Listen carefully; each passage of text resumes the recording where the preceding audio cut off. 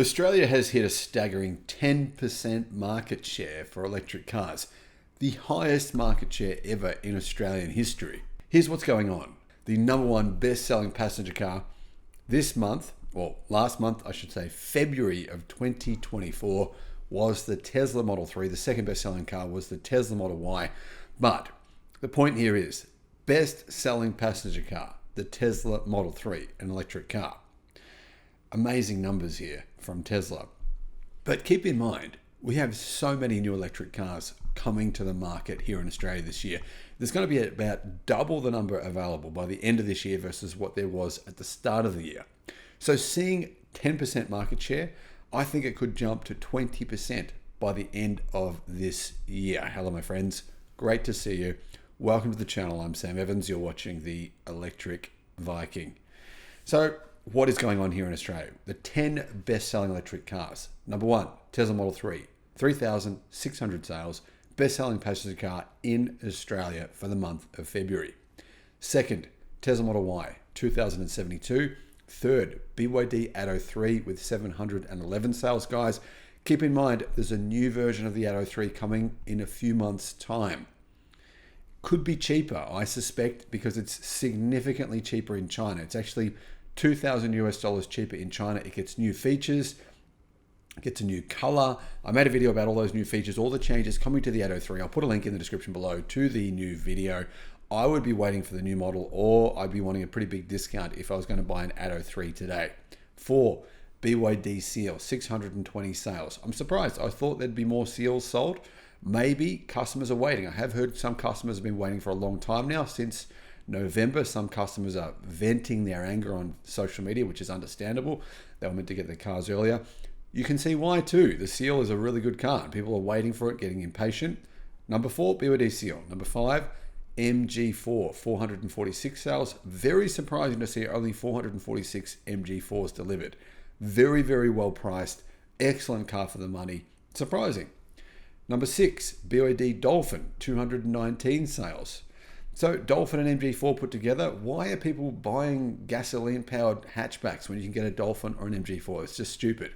Kia EV6, 219 sales. Volvo XC40 Recharge, 143. BMW i4, 128. And the Polestar 2, 113. There might have been some other sales. This list is from the Driven, but we don't know of them yet. And if they are, Ioniq 5, Hyundai Ioniq 5, not sure. But that hasn't been selling that well in Australia. I think it's mostly to do with the amount of cars that are being sent to Australia. There is a new version of the Ioniq 5. Massive improvement. Huge improvement of the existing Ioniq 5. I would be, if you want that car, I'd be waiting for the new version, which is going to be here in a few months' time as well. Bigger battery pack, more range, heaps of different changes, quieter, smoother, structurally more rigid, better going around corners. Just so many changes. I can't even know where to start and what to list. I'll put a link to my video on the new changes on the Ioniq 5 in the description. The thing is here, guys, if you look at these sales numbers, really surprising to me. The reason is because Tesla has still more than 50% market share. I believe Tesla had 56% electric car market share in February. That's, to me, surprising, considering now Tesla have 2 models. Other manufacturers, BYD, now have quite a few different models. They've got 3 models. They're all very, very affordable. So it is surprising to see Tesla's continued dominance. It's a little bit like the American car market in terms of Tesla's market share. 9.6% was the exact figure of EV market share this month. And so, this is a new record in Australia. 1 out of 10 cars sold was fully electric. But keep in mind, a lot of those internal combustion engine vehicles being sold are sold to fleets. It's not personal buyers making that decision. It's fleet companies probably buying whatever they think is the cheapest option or whatever they're just used to using. So this means Tesla delivered a total of 5,665 vehicles, giving it 56% electric car market share. I don't think Tesla's going to hold on to that kind of market share, but keep in mind, the Tesla Model Y is definitely the most popular EV over the last 12 months in Australia. By the end of this year, we are going to see a much, much better Tesla Model Y with the new M3P battery, a lot more range, it'll have all the advancements that we see in the Tesla Model 3 Highland That'll help to increase sales, but Tesla's got a bit of a gap between now and the end of the year with that new model. The Driven says this: given over 15,000 electric cars have already hit the road in 2024 and plenty of new models are to come, EV sales this year will easily surpass 100,000 as the nation prepares for the highly anticipated fuel emission standards that kick off in 2025. I honestly believe EVs will hit 20% market share consistently by the end of this year. Growing sales of electric vehicles across other market segments proves that where a battery electric product exists, which suits Australian motorists' work and recreation needs, they will purchase those vehicles, said FCAI Chief Executive Tony Weber. He's basically saying Toyota is wrong. If there is an EV, right, a comparable EV for a similar price or maybe just a little bit more, for example, if there were electric utes, people would be buying them. There just aren't any.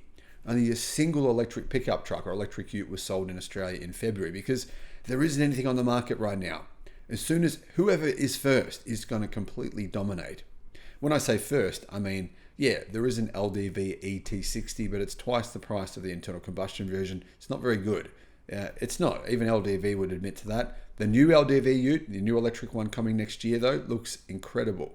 The FCAI has been leading a campaign against new vehicle emission standards proposed by the federal government, despite the support of key car makers like Tesla, Polestar, Hyundai, and Volkswagen, and the support of motoring groups such as the NRMA. Now, keep in mind the FCAI has some pretty close ties to Toyota, who lobby against fuel emissions standards. Guys, what are your thoughts on this? Do you think I'm right about my predictions for the electric car market in Australia? I actually think that by 2026 we'll be looking at closer to 50% market share in Australia. Sounds optimistic, but keep in mind battery pack prices have been completely slashed down by 50%. That will mean EVs will be cheaper to manufacture by the end of next year than internal combustion engine vehicles, at least most of them anyway. Thanks for watching.